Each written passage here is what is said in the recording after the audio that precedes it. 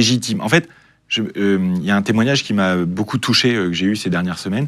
C'est des gens qui viennent me parler dans la rue, en l'occurrence c'était à l'aéroport, et qui me disent, et une jeune femme, je me rappelle très bien, qui me dit « Tu es le seul à parler de ça aux gens comme nous. » Et sur le moment, ça m'a choqué, parce qu'en fait je me dis « Mais attends, les gens comme nous, c'est moi en fait. » Donc, ce sentiment de « je suis pas légitime », les gens comme nous, on n'a pas le droit d'être en contrôle de notre argent.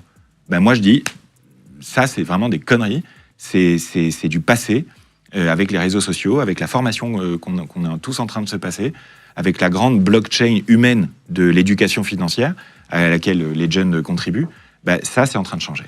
Et donc, se sentir légitime, ça commence par oser.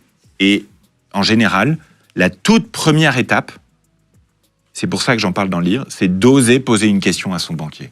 Parce que le témoignage majoritaire que je reçois, c'est « j'ai fait semblant d'avoir compris ».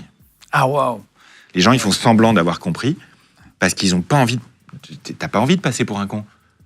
C'est une émotion vachement négative. Tu te sens pas légitime et tout. Donc, tu fais ça. Tu dis « ah, ouais, pas de problème ». Moi, ça m'est déjà arrivé aussi chez les avocats. Mais tu sais, parfois, ils te parlent avec des mots, tu fais « oui, bah oui, bien sûr, bien sûr ». Mais on l'a tous fait. En fait, dans ta tête, tu dis « attends, ça veut dire quoi, ça ?» Mais Ça m'est jamais arrivé de prendre mon téléphone et de regarder une définition du mot. Et je veux dire un truc grâce à la légende. Je veux le dire aux gens, vraiment. Si t'as pas compris, c'est pas de ta faute. Si t'as pas compris, c'est parce qu'on t'a mal expliqué. Celui qui devrait avoir honte, c'est celui qui t'a mal expliqué. Si t'as pas compris une proposition, quelque chose, un conseil, n'importe quoi, que ton banquier, ton conseiller te donne, c'est pas de ta faute.